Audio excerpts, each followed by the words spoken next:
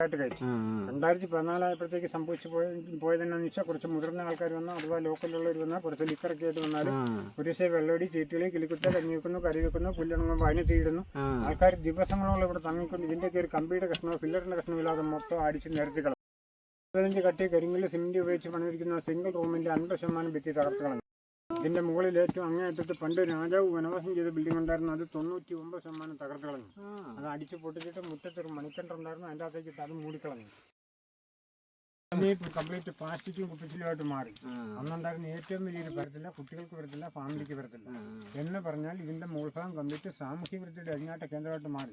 ഈ സമയത്താണ് നമ്മുടെ മേലുദ്യോഗസ്ഥർ വന്നു കണ്ടു കഴിഞ്ഞപ്പോൾ അവരെടുത്തൊരു തീരുമാനമാണ്, ഒന്നെങ്കിൽ വനത്തിന്റെ ഉള്ളിലേക്കുള്ള ടൂറിസം പൂർണ്ണമായിട്ട് നിരോധിക്കുക, അതല്ലെങ്കിൽ ടിക്കറ്റ് വെച്ച് വരുന്ന ആൾക്കാരെ ഫുള്ളായിട്ട് ചെക്ക് ചെയ്ത് അവരുടെ ബീഡി, സിഗരറ്റ്, ലൈറ്റർ, തീപ്പെട്ടി, മധു, ഹാൻസ്, ലിക്കർ തുടങ്ങിയ മദ്യലഹരി പദാർത്ഥങ്ങളുണ്ടെങ്കിൽ എല്ലാം മേടിച്ച് പുറത്തു വെച്ചിട്ട് പ്ലാസ്റ്റിക് കവറിലുള്ള ഒരുപാട് മിഠായി ആണെങ്കിൽ അത് മുതൽ സ്നാക്സ് ഐറ്റംസുള്ള ഹോട്ടൽ ഭക്ഷണങ്ങളൊക്കെ മേടിച്ച് പുറത്തു വെച്ചു. നിരുപാധികോ ആർക്കെങ്കിലും പോരാൻ താല്പര്യം ഉണ്ടെങ്കിൽ അവരെ വിട്ടേക്കാൻ പറ്റും എന്ന് പറയുമ്പം മറ്റൊരു ഓപ്ഷൻ ഉണ്ട്. നിങ്ങൾക്ക് ഇഷ്ടമുള്ള ഭക്ഷണം കൊണ്ടുവരാം, ഇഷ്ടമുള്ളിടത്തോളം കൊണ്ടുവരാം, ഒന്നെങ്കിൽ പാത്രത്തിലോ ഇലയിലോ പേപ്പറിലോ തുണിസഞ്ചിയിലോ ബാഗിലോ എന്ന് പറഞ്ഞാൽ ഒരേ ഒരു ഡിമാൻഡ് പ്ലാസ്റ്റിക് കവർ മാത്രം കൊണ്ടുവരാൻ പാടില്ല. എന്നാൽ വാട്ടർ ബോട്ടിൽ എത്ര ഉണ്ടെങ്കിലും കയറ്റിക്കൊണ്ട് പോകാം, അതിൻ്റെ എണ്ണം കൗണ്ടറിൽ കൊടുക്കണം, മടങ്ങി ചെല്ലുമ്പോൾ അവിടെ കാണിക്കണം, എന്നിട്ട് കുറച്ച് ബോട്ടിൽ പോയിട്ടുണ്ട് അവിടെ ഇട്ടിട്ട് പോകാം. ഇത്ര മാത്രമേ വ്യവസ്ഥയുള്ളൂ. ഈ വ്യവസ്ഥ അനുസരിച്ച് 2015 ടിക്കറ്റ് വെച്ച് ടൂറിസം ആരംഭിച്ചു. അത് കഴിഞ്ഞപ്പോൾ കുഴപ്പമില്ലാതെ കാര്യങ്ങൾ പോകുന്നു. ഇനിയും പൈതൽ മലയുടെ ചരിത്രം ചോദിച്ചാൽ ഇത്രമല്ല, ഞാൻ മുമ്പേ പറഞ്ഞ പോലെ ഇതിൻ്റെ മുകളിലൂടെ വൺ സൈഡായിട്ട് 5 കിലോമീറ്റർ അങ്ങ് യാത്ര ചെയ്താലേ ഇതിൻ്റെ അങ്ങേ എൻഡിലെത്താൻ പറ്റുള്ളൂ.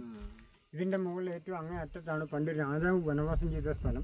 രാജാവ് എന്ന് പറഞ്ഞാൽ ഏകദേശം ഒരു 500 വർഷങ്ങൾക്ക് മുമ്പ് ഏഴിമല ആസ്ഥാനമായിട്ട് താമസിച്ചിരുന്ന മൂഷക രാജവംശത്തിലെ ലാസ്റ്റത്തെ രാജാവായിരുന്ന വൈതൽകോൺ എന്ന പേരിൽ അറിയപ്പെടുന്ന രാജാവ് വനവാസം ചെയ്ത മലയായിരുന്നു. അതുകൊണ്ട് തന്നെ ഈ മല റിക്കാർഡിക്കലായിട്ട് 2 പേരുകൾ അറിയപ്പെടും. ഒന്നാമതായി തന്നെ വൈതൽ മല എന്നും രണ്ടാമതായിട്ട് പൈതൽ മല എന്നും. ഈ വൈതൽ മല എന്ന് വിളിക്കാൻ കാരണം വൈതൽകോൺ എന്ന പേരിൽ അറിയപ്പെടുന്ന രാജാവ് വനവാസം ചെയ്ത മലയായതുകൊണ്ട് ആ രാജാവിന്റെ പേരിനോട് ചേർത്ത് ഈ മലയെ വൈതൽ മല എന്ന് വിളിച്ചു പോകുന്നു. ഇക്കാലത്ത് നമ്മളുടെ ഈ മലയോട് ചേർന്ന് കിഴക്ക് വടക്ക് അതിർത്തിയിൽ പങ്കിടുന്ന കർണാടക സ്റ്റേറ്റ് കൊടക് ഡിസ്ട്രിക്റ്റിന്റെ കൂർഗ് മലനിരകളാണ്. ഈ കൂർഗ് മലനിരകൾ എന്ന് പറയുമ്പോൾ സമുദ്രനിരപ്പിൽ നിന്ന് 5000 അടി 6000 അടിയൊക്കെ ഉയരമുള്ള മലനിരകളാണ്.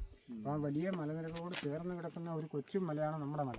അതുകൊണ്ട് ഇതിനെ പൈതൽ മല എന്ന് വിളിച്ചു പോകുന്നു. ഇക്കാലത്ത് റിക്കാർഡിക്കലായിട്ട് പൈതൽ മല എന്ന പേരിലേക്ക് മാറുകയാണ് ചെയ്തത്. ഇനി ഇതാ ഈ ഭാഗത്തേക്ക് നോക്കിയാൽ ഞാൻ മുമ്പേ കാണിച്ചുള്ളതിന് ഈ മരങ്ങൾ നിൽക്കുന്ന മലയുടെ അപ്പുറത്തേക്ക് കർണാടകമാണ്. നമ്മുടെ ഈ മലയുടെ മുകളിലൂടെ അപ്പുറത്തേക്ക് യാത്ര ചെയ്തിട്ട് മറുഭാഗത്തേക്ക് നോക്കിയാൽ കർണാടക സ്റ്റേറ്റ് കൊടക് ഡിസ്ട്രിക്റ്റിന്റെ 90% മലനിരകൾ കാണും. 10,000 ഏക്കർ സ്ഥലം, വിശാലമായ പുൽമേടുകളും വനപ്രദേശങ്ങളും. അവരുടെ പ്രധാന ടൂറിസ്റ്റ് കേന്ദ്രങ്ങളായ തലക്കാവേരി മുതൽ തടിയൻ്റെ മോൾ, ഏഴിമടക്കൻ, മഞ്ഞുമല, കട്ടിവാണ തുടങ്ങിയുള്ള എല്ലാ മലകളും. ഈ ഭാഗം എന്ന് പറഞ്ഞാൽ ഇത് കണ്ണൂരിൻ്റെ ഭാഗമാണ്. കാലാവസ്ഥ ക്ലിയർ ആയിരുന്നെങ്കിൽ നമുക്കിപ്പോൾ തലശ്ശേരി മുതൽ കാസർഗോഡ് വരെയുള്ള കടലിൻ്റെ ഭാഗങ്ങൾ കാണാം. പിന്നെ കണ്ണൂർ ടൗണ്, പയ്യമ്പൽ ലൈറ്റ് ഹൗസ്, വളപട്ടണം പുഴ, മട്ടന്നൂർ വിമാനത്താവളം, ഏഴിമല നാവിക അക്കാദമിയുടെ വ്യൂ, പയ്യന്നൂർ, കാഞ്ഞങ്ങാട് ബേക്കലിൻ്റെ ഭാഗങ്ങൾ, കാസർഗോഡിൻ്റെ ഭാഗം. നേരെ ഈ ഭാഗത്തേക്ക് നോക്കിയാൽ നമുക്ക് കാലാവസ്ഥ ക്ലിയർ ഉള്ളപ്പോൾ മാത്രമേ കാണത്തുള്ളൂ. കോഴിക്കോട് വയനാടൻ മലനിരകൾ കാണാം, താമരശ്ശേരി ചുരം റോഡ് പോകുന്ന മലനിരകൾ. അപ്പോൾ ചുരുക്കി പറഞ്ഞാൽ സമുദ്രനിരപ്പിൽ നിന്ന് 4500 അടി ഉയരമുള്ള ഈ മലയുടെ മുകളിൽ വന്നാൽ കേരളത്തിലെ 4 ജില്ലകളുടെ ഭാഗങ്ങൾ, അറബിക്കടൽ, കർണാടകം, അതിനോടനുബന്ധിച്ചുള്ള എല്ലാ കാഴ്ചകളും. അതൊക്കെയാണ് ഇതിൻ്റെ മുകളിലെ മെയിനായിട്ടുള്ള കാഴ്ചകൾ.